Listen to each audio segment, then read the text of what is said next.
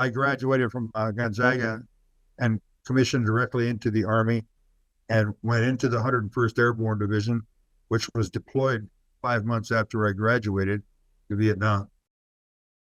When I got to Vietnam, there was the war was going on, and we were already engaged in it. It didn't take very long for that to happen. I had a welcome to Vietnam moment, which I'll describe for you, and then I'll follow that up with a welcome home from Vietnam moment, which happened 15 years later. We'd had an aircraft, a helicopter, shot down, and we got a mayday call from it. And my commander sent me out there with a small bubble-shaped helicopter, like you see in MASH, to go out and find this aircraft. We had the tail number on it. So I went out with a young pilot flying this thing, and I had a pair of binoculars so I could look down and find the tail numbers on the aircraft that we were missing.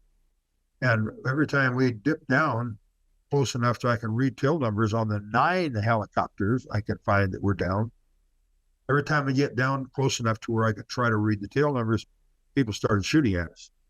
And we didn't know that the North Vietnamese had completely occupied the city of Hue, where I was located at that time. We didn't know that they had invaded the night before, and 15,000 North Vietnamese soldiers had just come in and occupied the city of Hue. So we didn't know that, but we saw all these guys marching in formation below us in tan-colored uniforms, and we swooped down to try to get a little better read on that. And then they started shooting at us, which made it pretty clear that these were not our guys. And we could see a big flag flying over the center of the city, and it had a big yellow star on it. Of course, we knew that wasn't the South Vietnamese flag. It sure as hell wasn't the American flag. So we pulled back up to altitude and went back to refuel the aircraft. And from all this flying around, landed on the ground there and asked somebody where I might find Sergeant such and such, the guy that was one of our guys who was on the aircraft that went down. And they said, well, you might try the morgue first. And they pointed me toward a GP medium-sized tent with a flap on it. And I walked over and walked through the flap. And standing in front of me were 2 guys on a metal table with a body on it. And they were working on this guy. And what they were doing was taking giant fragments out of him and throwing them on the floor. And I remember seeing a big piece of aluminum about the size of a dinner plate, and they just threw it on the floor and clattered, and they just kept on going. And there was rock music playing on a radio that they had going in the place. I walked through that door, and there were bodies, probably 4 deep in body bags, stacked in a fence all the way around the inside of this enclosure. And my welcome to Vietnam moment was, whatever happened to this little guerrilla war that we were supposed to be fighting? This is what we'd been told all this time, as we were going over there to help the South Vietnamese government with the guerrilla war. They didn't tell us that we were over there to help them with an invasion from North Vietnam of the North Vietnamese army, which is what happened. And the rest of my tour was spent dealing with the North Vietnamese army in a number of respects. 15 years later, I'm in the park in Spokane, where I live. We had a large dedication ceremony on Veterans Day of 1985. And what we were doing there was dedicating a new Vietnam veteran memorial. So we were dedicating, we'd gone and fought the battle with the city about where to place this monument.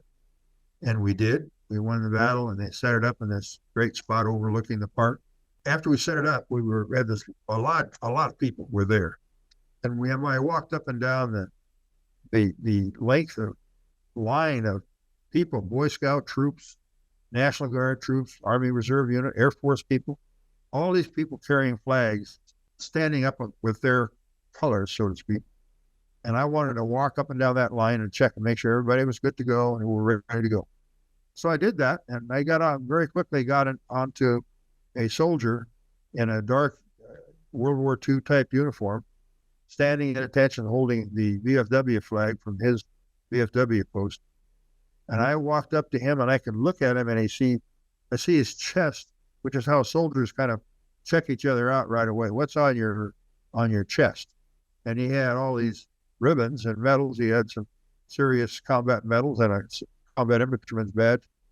And I'm looking at that and thinking, looked up and I just kind of nodded my head like, wow. Well, I looked and on my own chest are the same stuff, only a generation later. So anyway, after I looked at him and nodded my head, he looked at me, and one nod of his head was like, hey. What was cool about it is that that was our acknowledgement by the previous generation that we were home now and we were okay. I was a member of a parachute regiment, an airborne regiment. I was a ranger trained, parachute trained, and a member of one of the most famous units in the world in their infantry. Well, we went out with some guys from the 25th Division, which hosted us, since we didn't have anybody from our unit that had been to Vietnam before. So we got to go out with the unit that had been there several months, sent our officers out with their guys for 2 or 3 days, operating on operations to get an idea of how they did it. And then we came in and took care of the troops. Well, our non-commissioned officers, NCOs, went out and did the same thing. So that gave us 5 or 6 days of operational experience being hosted by somebody else. And then we were very quickly shuttled to the north to the city of Hue, where the Marine Corps had been providing the security for all of the bridges and checkpoints in the northern part of South Vietnam. And the Marines had been drawn to Quai Son during that time, heavily involved there.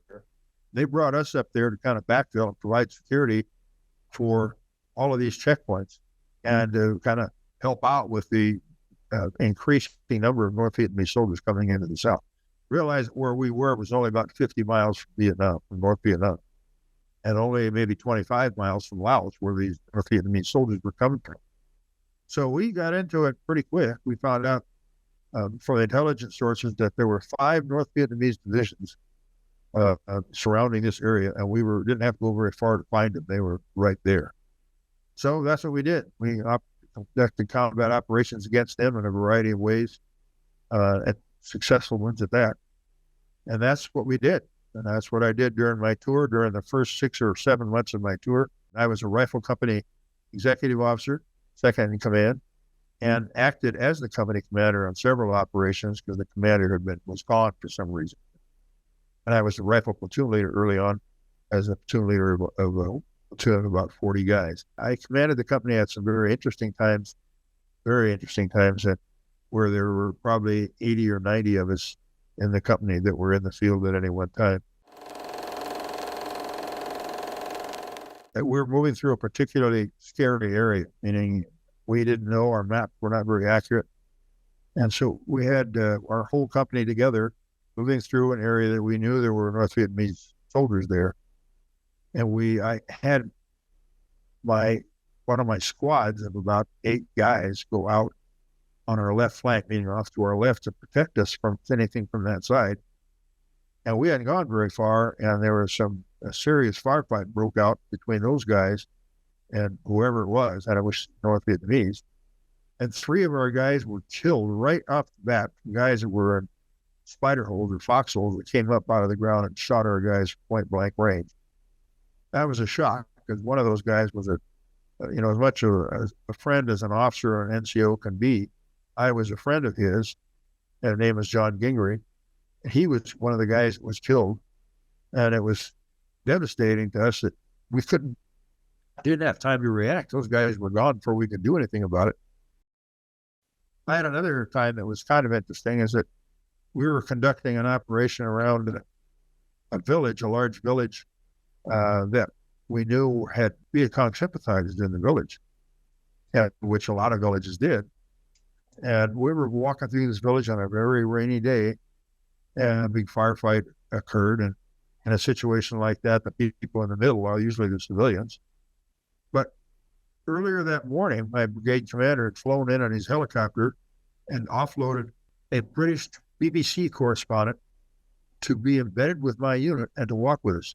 And I found out very quickly that she was one that believed that the war between us and North Vietnam was a civil war between the North and the South, and why were we in it? And I'm being a political science student from Gonzaga who debated all this stuff. I'd taken the side of our government in our arguments most of the time. I reached in my backpack and brought out a stack of North Vietnamese money with Ho Chi Minh's picture on it, trying to respond to her. Because she kept saying, this is the Civil War, and why are you here? I had showed her a picture of this money, gave her some of it, and had Ho Chi Minh's picture on it. I said, is this President Q from South Vietnam?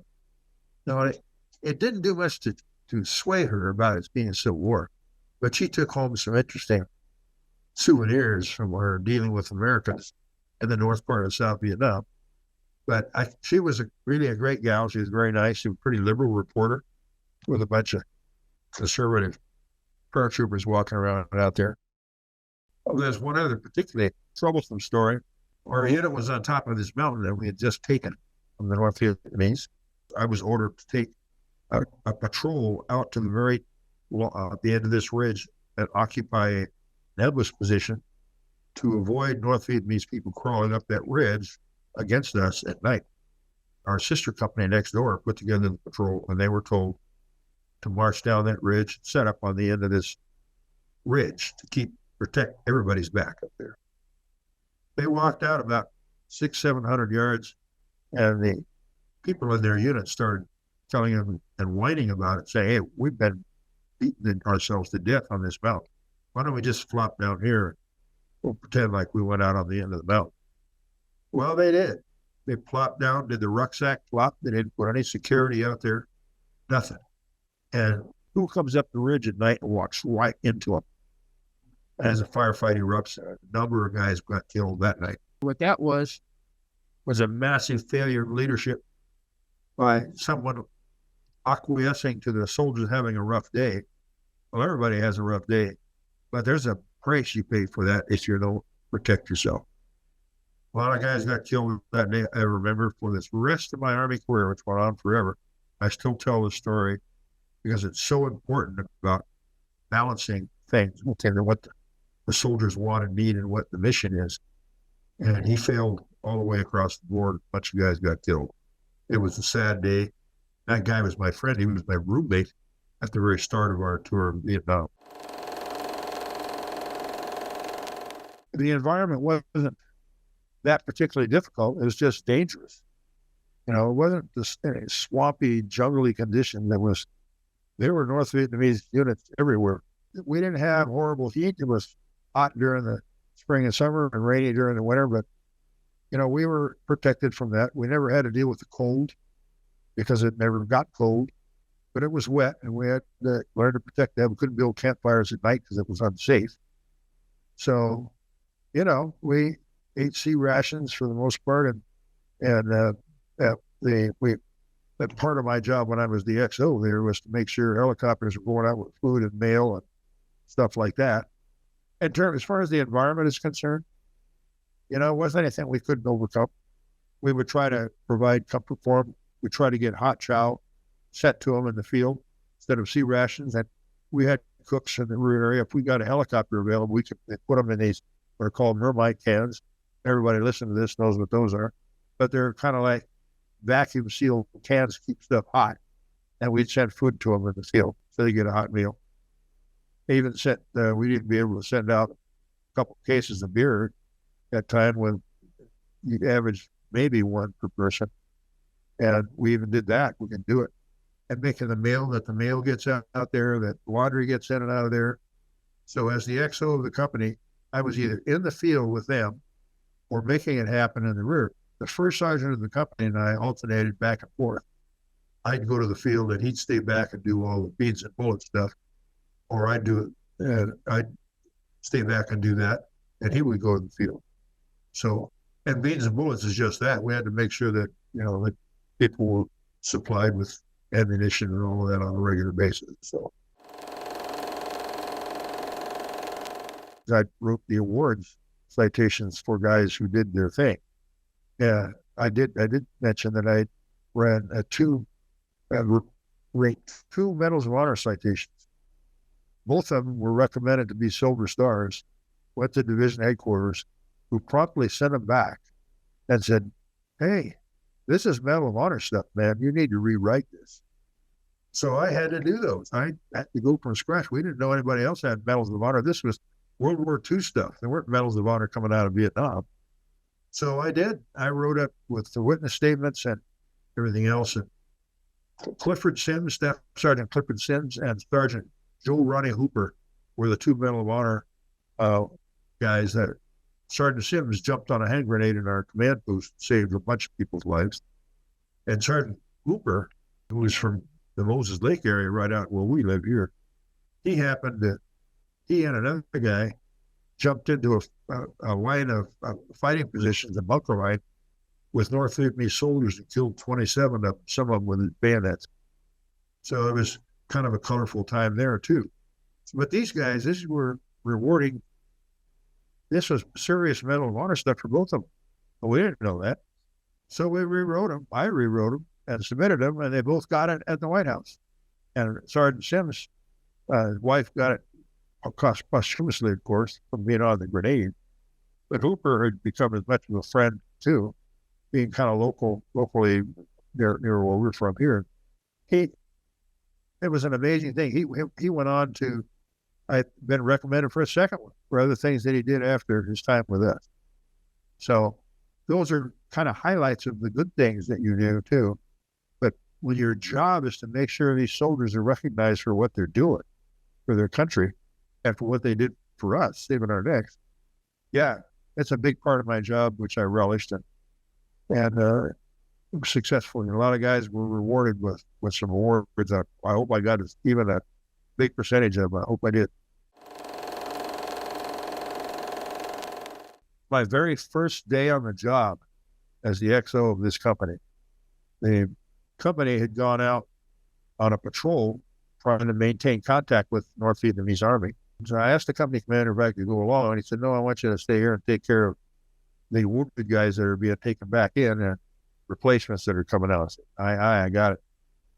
So they got out the door. They were gone 2 hours, and a horrendous firefight broke out about 2 miles from where we were. I'm hearing all this ammunition being expended, and I hear a lot of radio traffic going on. And I don't need an order to do this. I went around and got every scrap of M16 ammunition, grenades, and all that stuff that I could carry.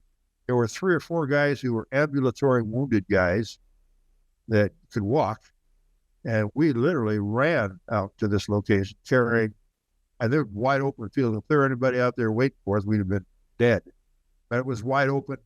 We ran all the way out to where the fight was going on. We got in right in the middle of it. Got ammunition out to the troops who were in their positions fighting. And there were some guys that were dead. We had to go. Some of them were laying out there. We didn't know they were dead. So I got some guys together. And we went and did that, and it cleared a spot to make sure we got the medical evacuation helicopters come in. And I provided the cover. I took over the platoon from a guy who had been killed, platoon leader had been killed. And I was to provide the rear guard for the whole company as we backed out of this to go back to where we were for the night before. So kind of interesting. We were in an old French fort, which was there from the days of the French occupation. And we were selling this concrete. That's what we were using. It's kind of historic. Look at that thinking, oh, geez, here we are. The French were here before us 25 years ago, and here we are next. So anyway, bottom line is we licked our wounds. We had a platoon leader and 5 or other guys. I think 6, and I can't remember if it was 6 or 7 guys killed. And we had never had anything like that happen to us. So I think one of the things that happened is the platoon leader that was killed, the artillery fired on a short round that dropped right on top of him and killed him. And we don't know for sure whether he or somebody made an error in calling in their location. And the maps were so bulky at the time. We were using a lot of old French maps, and they weren't real accurate. So we'd had that happen before and happen later, where artillery rounds dropped right where they were asked for them to be dropped, but they were in locations that didn't match up with what happened on the ground. So, yeah, you get put in for awards and stuff, and it's nice to be recognized, but it's even nicer to recognize the guys. Yeah, and it's the 101st Airborne Division, which of World War II fame, the Band of Brothers, that movie, the TV series, it was on for a long time. That band of brothers depicts a battalion of the 101st Airborne Division, and told their stories and stories of members and how they interacted with their command, how they interacted against the Germans, and all that, how they fought combat at the time. So here we were 20, not even 25 years later, we're out there again. This time we're fighting a different enemy, and we're there kind of cleaning up after the French had lost the Battle of Dien Bien Phu earlier in the 50s. They got kind of crowded out of South Vietnam by that battle. So we stepped into it, but only later. We stepped into it when the South Vietnamese government said, help, we're becoming beaten by this guerrilla movement. So we did. But anyway, the 101st, as I mentioned, is an expeditionary kind of a unit that goes anywhere and does anything. And that's what they were famous for, and that's what they're still doing. They also fought in Iraq. They also fought in Afghanistan. And elements of them get deployed in smaller groups whenever they're needed someplace. And they're airborne qualified. They can jump in somewhere if they need to, or they can fly it. So, and there is only one true airborne division left, and that's the 82nd. And it is a pure airborne unit. The 101st morphed into becoming what's called an air mobile division, still with the name 101st Airborne Division for these historical purposes. But now they use large fleets of helicopters to get to and from the war. So that's how we got to the field. You'd fly in with 7 or 8 guys crammed on this UH-1, and everybody showed up and flying into a landing zone somewhere and hoping that it had been cleared and somebody come in there and with Air Force or somebody come in and cause some grief in there, so we would not be fired at when we came in there. And there were places where we did get fired at anyway. A volunteer unit that was sent into it, and where we were sent into this war, and we were sent right to the very raw edge of that war when we were flown up to the Battle of Hue. We showed up there not even knowing what we were getting into. How could we know that there'd be huge numbers of North Vietnamese marching out of Laos and only 20 miles from North Vietnam? That's who we were going to be dealing with. Didn't know that. So all that meant is we just shift gears to deal with them. And the weather, the North Vietnamese were smart. They took advantage of the terrible monsoon weather at that time of year where we couldn't use our aircraft, at least our fighter aircraft, because it would block out the targets. That made life tougher. We depended a lot more on our artillery and gunships, but the helicopters couldn't fly in that weather either. So we were kind of on your own, and we were, our access to air power was considerably less compared to the rest of the time we were there when it was a luxury. We were able to use TAC Air from Air Force, Navy, and Marine Corps aircraft flying in and dropping bombs and cannon fire on everybody that we needed it for. And of course, we had our own Army aviation, lots of gunships and lots of fun toys, and our own mortars. So we had a lot. We were strong units, but when you're hamstrung like that because of the weather, you've got to revert down to operating on a more basic basis with, providing security at a higher level than you would without it. I will give you another story that kind of relates to what I'm talking about. I was serving on the staff of our battalion and would fly to division headquarters to go for briefings every so often, every 2 days.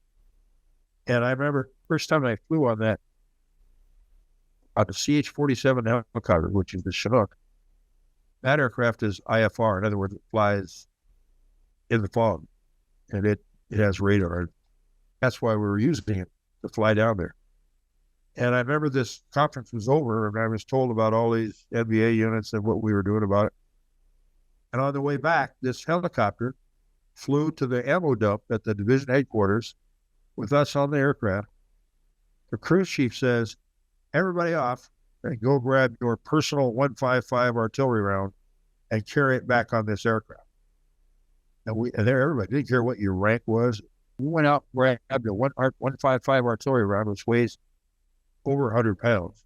You grab it by the shipping plug in the nose, you figure a way to carry that back onto the aircraft and set it down between your legs, and then you fly back to our base camp.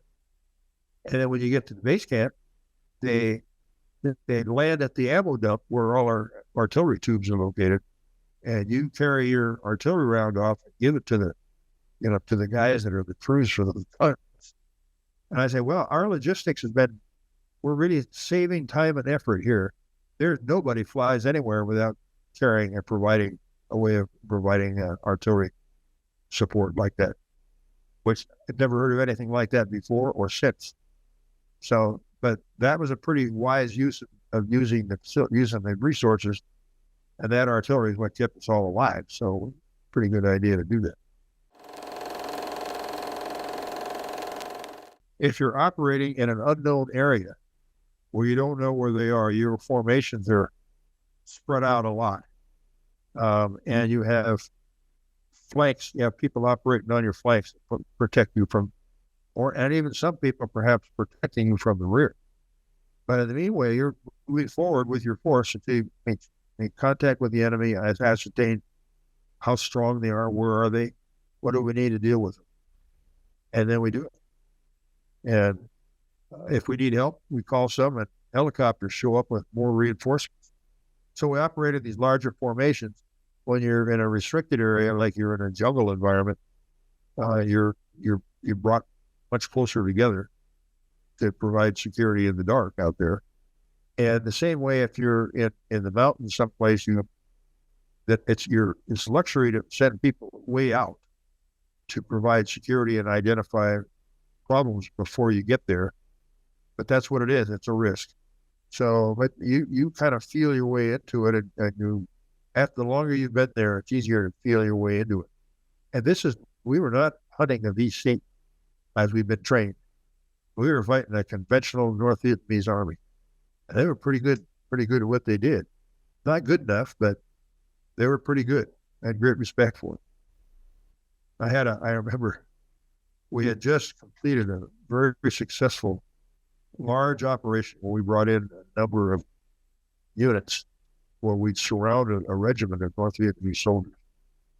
And we wiped them out.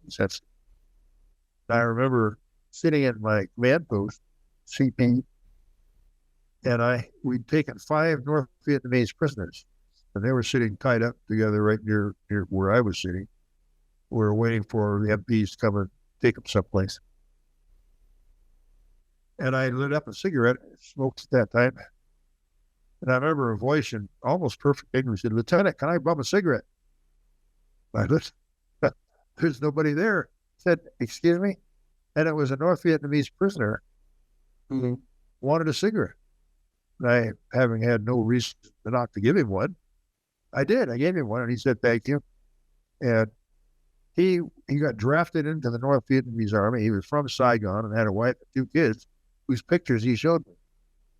And I'm sitting there thinking, the enemy is, as you always know, they're really people like you, like anybody else. And here I had this North Vietnamese warrior in a place far away from home. He might not ever see those people again. But I listened to him, and I gave him a cigarette. And we never wanted to know what happened to the North Vietnamese presidents. There were rumors, but we weren't there to take care of that. That's what the military police reported, and would handle prisoners of war.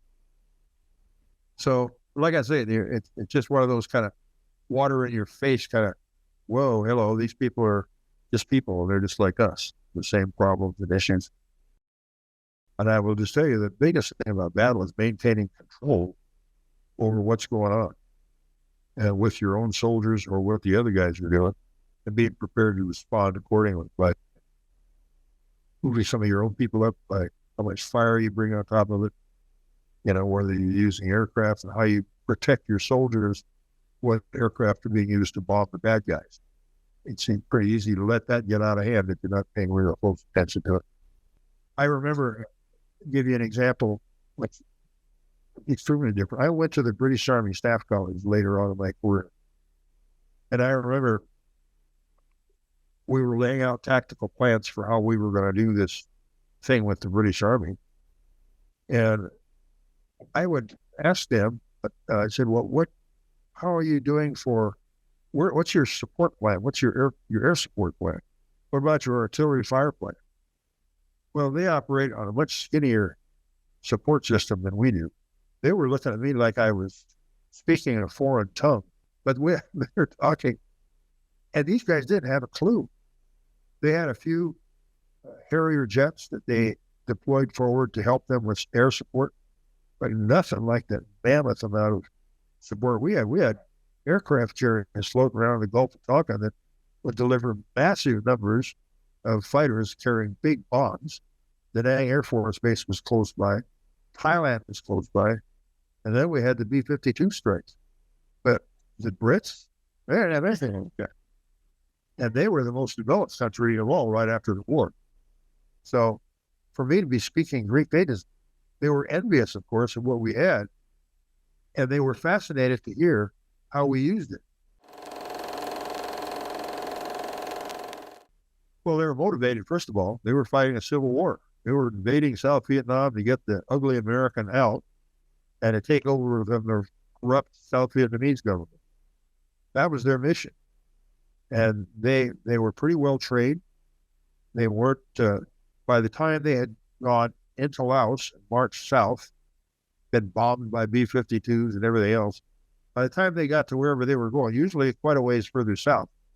In our case, they were coming in not long after they came across the border from North Vietnam, and we were dealing with units that were much less experienced than the ones later on.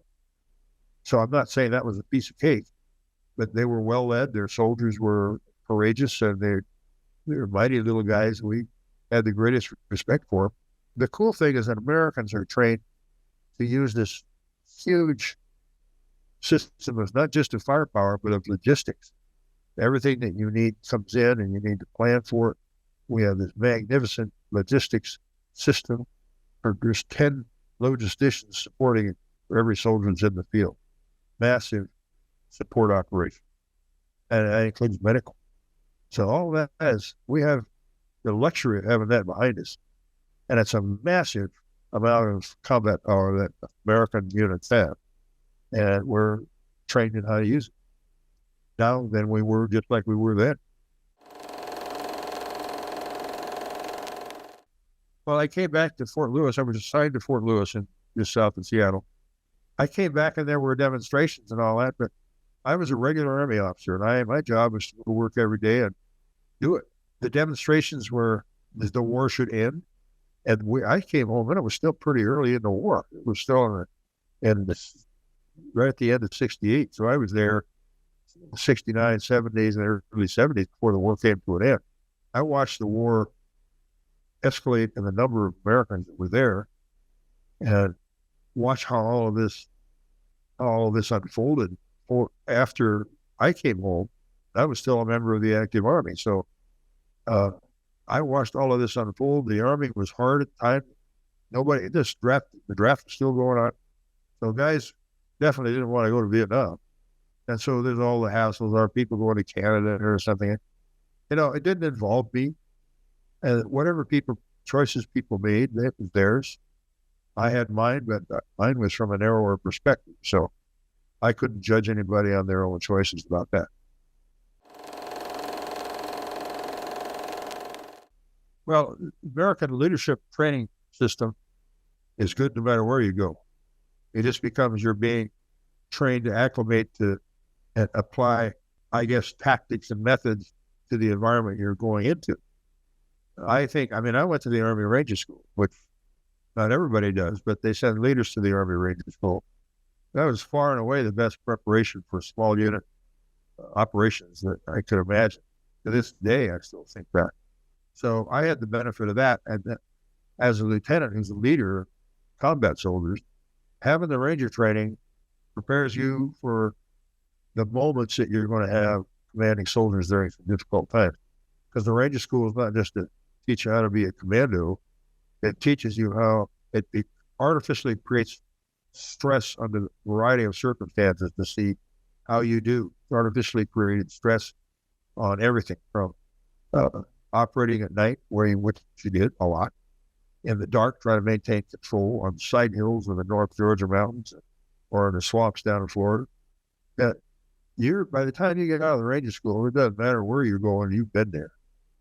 And you have the mindset that you know how you can handle it. And that was extremely valuable for me. And instead of training everybody for it, they trained the leadership to do it so that they apply what they learned for the soldiers that they command. So as far as the training for what we do, there are places where the Army, before there is a deployment, an example would be the National Training Center in California, near Death Valley. All of the units that were going to Iraq had to be qualified to go by going down there and running armor operations in the sand, in the dirt, in the hot weather of the National Training Center at Port Irwin in California. So you couldn't leave, the unit couldn't be deployed if the whole unit had qualified. So in other words, the battalions that went to the sand in Iraq had been trained in that kind of operation right by us in the States before they were deployed. So, and that goes on, there's winter training. We have units in Alaska, and we rotate units up there for winter training. The Panama has a jungle school, or to go down and learn how to operate in a jungle environment. So whatever the environment is, we either have it or we will make it happen to put our soldiers through an experience to try to mimic wherever it is that they're going. American Army leadership, particularly for infantrymen, is based along the same lines about trying to make sure that your orders are good, that the orders are properly organized, that you supervise it, you do inspections, you do all the normal things for that. But I will tell you that the Army Ranger School was harder than anything I ever met in Vietnam. We had, example would be, everybody has a Ranger buddy assigned to you. I went through 4 or 5 Ranger buddies, guys that quit or thrown out of the course or whatever. That's like a combat loss when you lose somebody that shared their secrets or all their aspirations with you, and then they're gone. It's just like a death, like you lost somebody that way. Things they built against you, circumstances they created for you. In the mountains, you're carrying a heavy backpack and a radio, and you're getting orders to do something in the dark. You have no idea where you are, and they're just making you the commander of this unit. Like I say, 2:00 in the morning, send up Ranger Aronow. I'm the new patrol leader. You don't even know where the hell you are because you have to be paying attention. You're on a side hill in the North Georgia mountains with a unit behind you, all of them dying to go to sleep. Guys carrying machine guns and all the heavy stuff, and they're beat to death. And so you have to maintain control, of course, during this changeover between you and the previous patrol leader. You have to learn the mission if you didn't already know it. And you got to make sure everybody's good to go and check on them, make sure that everything's good. And then you go, but you carry out the mission. I mean, that's what gets better than that? You heard the story about the guy that did the rucksack flop out there on the mountaintop, because he didn't have that, and he was a graduate of the Ranger School, and it didn't make sense. How could you do that? And he did it. But that's the whole purpose of the Ranger course, is to get you to persevere during the darkest times and give you the self-confidence to do it. And it did that for me. And it carried that all the way through the rest of my career, being a lawyer and a judge and all the other things that I've done. That Ranger School was something kind of a keel for me all through my life. Still is. I appreciate the opportunity to even get on and share some things. It's hard to say because we stepped in and out of things. There wasn't a time sequence we had a lot of other things, a lot of operations that we did that were interesting. But I think the guts of what was, of how we operated there and how we got there, I think we covered that pretty well. So